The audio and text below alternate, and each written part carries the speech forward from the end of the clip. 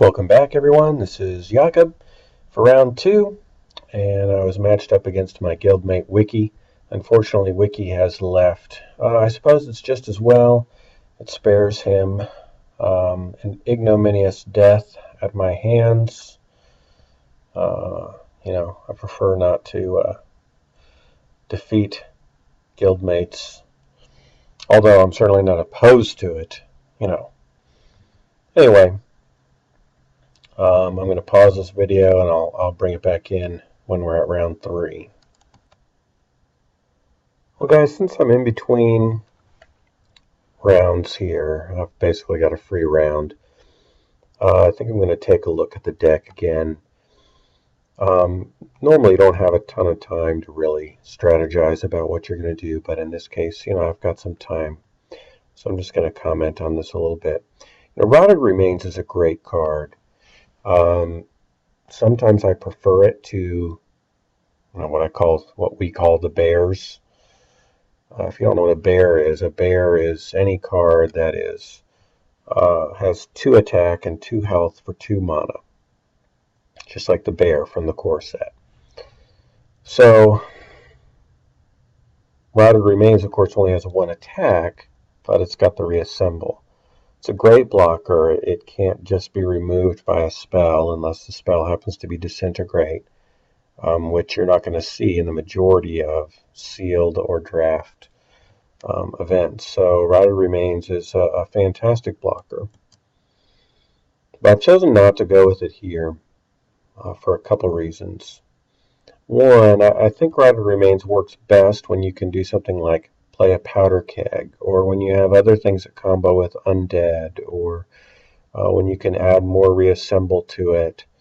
Those types of situations, even in a dust deck, where you're running Spirit Scepters, Rotted Remains are potentially better. In this situation, I'm not really going for any of those decks. These Light Alliance bears are more frequently what I play in Eve, because often you have Weathered Knights that you want to combo with those. Here, though, I want to combo with this Maelstrom Priestess when I get it out. And I don't have the other cards that would combo with, the Light Alliance bears. I don't have the Weathered Knight this time around. Egg Eater is sometimes something that I will do, and I like the Whelp Eggs. The Whelp Eggs kind of serve a similar function to the Rotted Remains. They function as a great blocker, and then if your opponent does go ahead and attack into it, then you get the 2/2 flyer. Apex is saying that I'm not filming anything, but of course I am. Let's see here.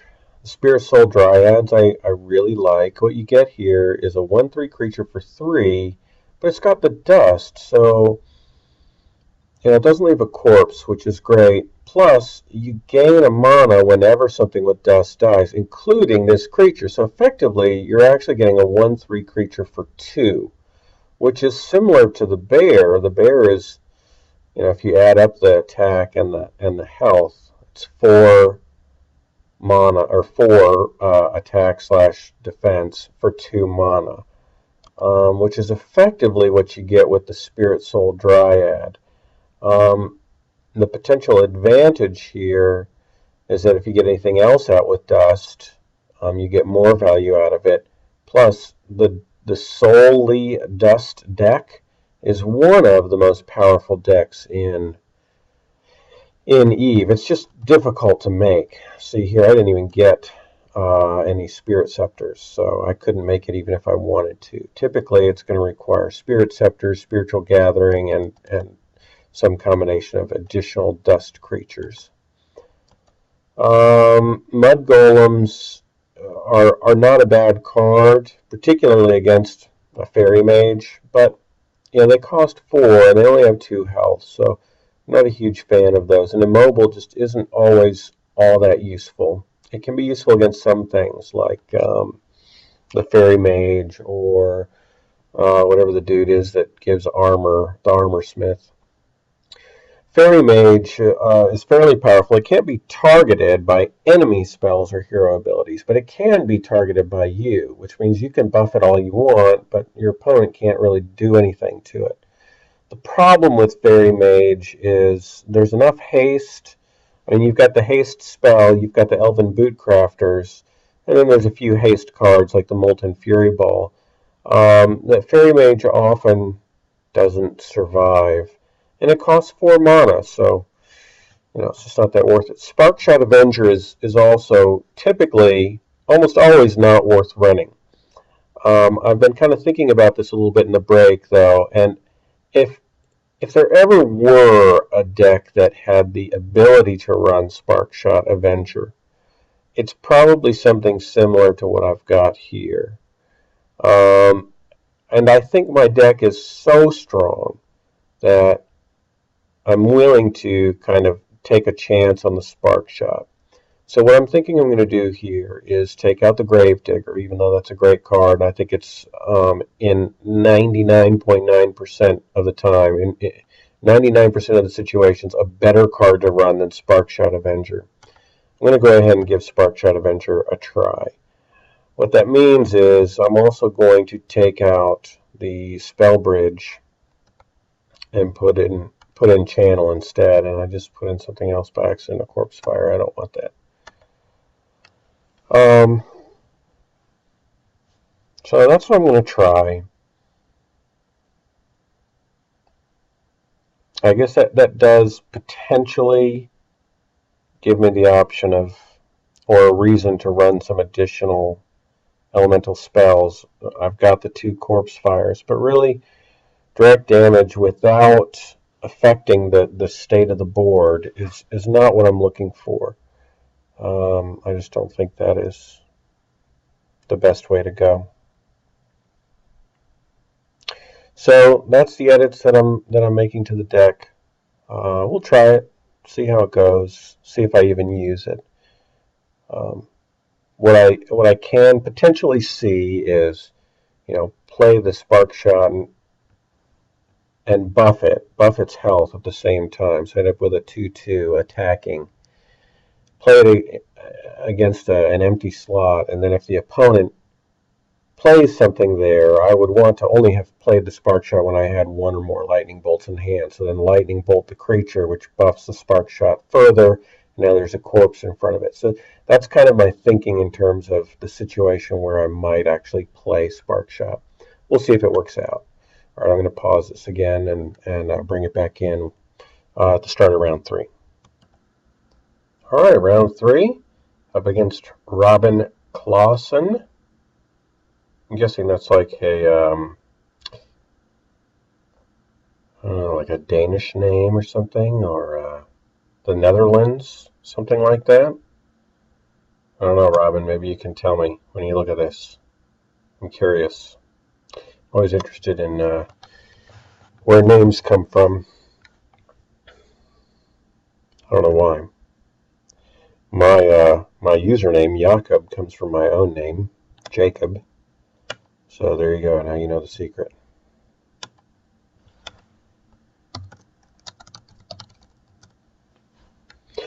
Alright, so Drillbot, right off the bat, I mean, I wouldn't run Drillbot. I mean, sure, you can buff it with, Unblockable, but why bother? So we'll go ahead and save the Elvish Warrior. I've got the cleanse in the deck somewhere, so no point in just letting it die.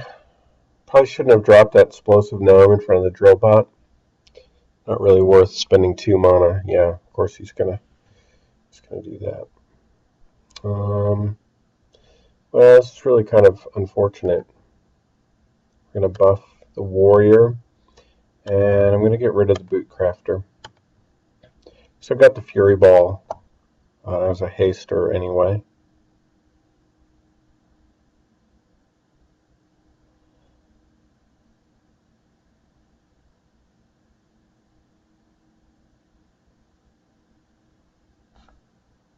And Robin passes. I guess we'll play Channel. And I'm just going to buff the Warrior.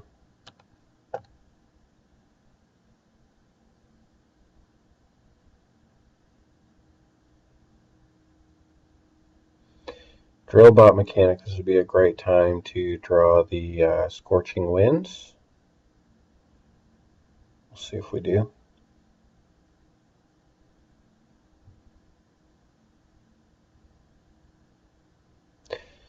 Even if we don't, still got the cards to deal with it. Oh, Powder Keg. Great, great card. It's good. So I didn't draw the Scorching Winds. We'll get rid of the mechanic there. We will ping the drill bot that is in front of me. I could do Soothsayer on this one, but I really don't think it's worth doing that, so we're just going to attack. I'd rather use the Soothsayer on something like a Rock Elemental.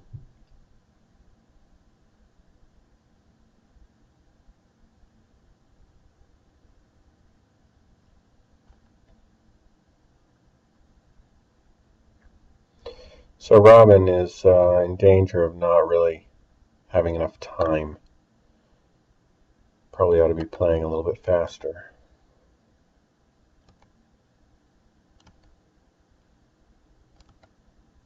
I think I'm going to move the Corpse Eater. I don't really want to attack into that drill bot.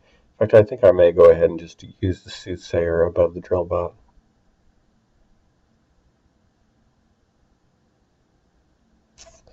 Dread Tome, that's interesting. I don't like Dread Tomes. I don't like facing them in a slow match. I'm going to let this drill bot get a little bit of reassemble and then maybe put the Soothsayer in front of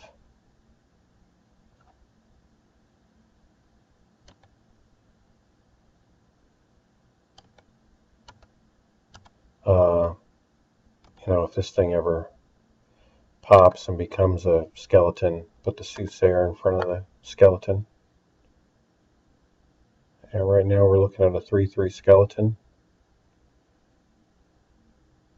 It's got a lot of disarms. I think I'm going to disarm his drill bot right now.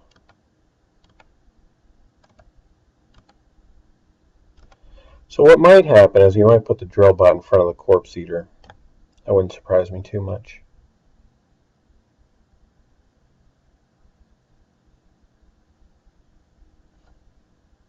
Alright, let's get rid of this guy.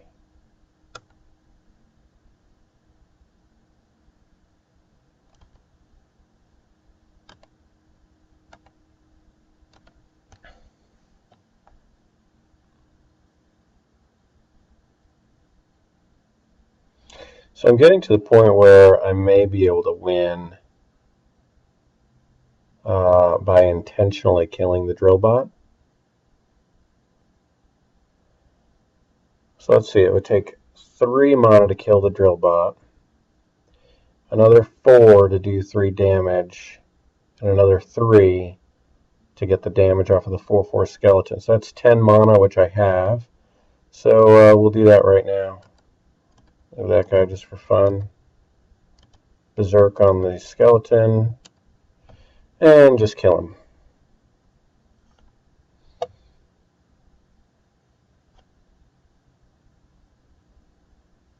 And Robin says, well played. Thank you, Robin.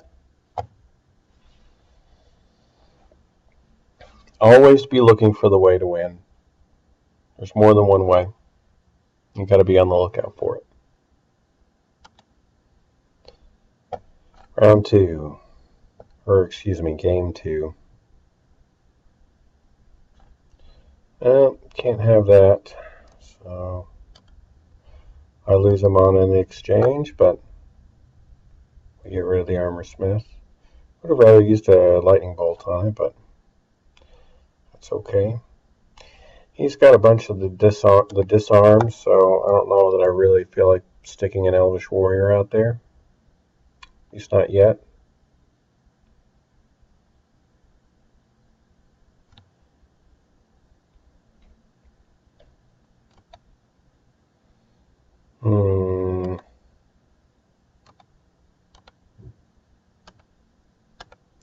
So the only reason I did that is because I could subjugate the Rock Elemental, and if he doesn't play a disarm, then I at least have an extra turn, barring something like that, of course. So if I buff it and attack, then I can kill it on the next turn, which is worth doing. So that's what we'll do. Plus I'll get the Corpse Eater.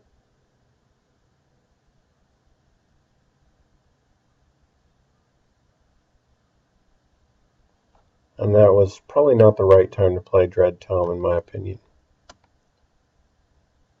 Hopefully it'll eat my own corpse, which it did not. Too bad. I like having Cleanse because he's running those disarms. Really kind of wish I had 2 cleanses. I'd put another one in. Love for him to play Disarm now, but nope. It's okay. Yeah, we'll stick the Priestess out there, and we'll buff it too because I've got so many elemental cards, and I've got 3 in hand. It's just completely, absolutely worth doing. So he'll ping the skeleton here, or he should anyway. And he does. Okay, we'll just lightning bolt that for 2 mana. Thank you. This is effectively over now, in my opinion.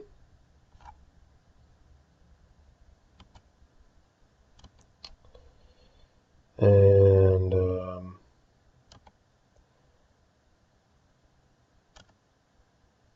we'll get a rock elemental out. Not going to worry about hasting it.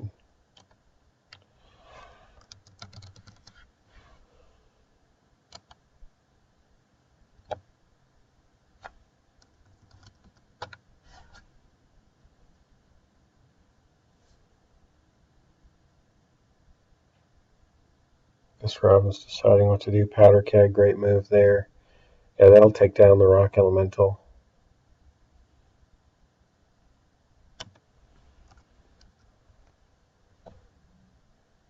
So he's moving the... he wants to take out the Maelstrom Priestess, which of course I don't. So we'll move this and we'll play the lightning bolt.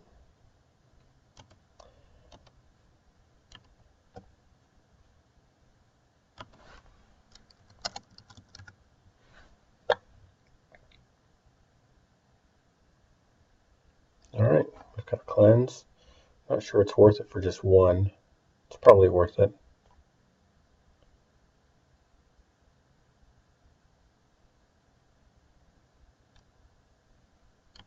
So we'll move this, ping that guy.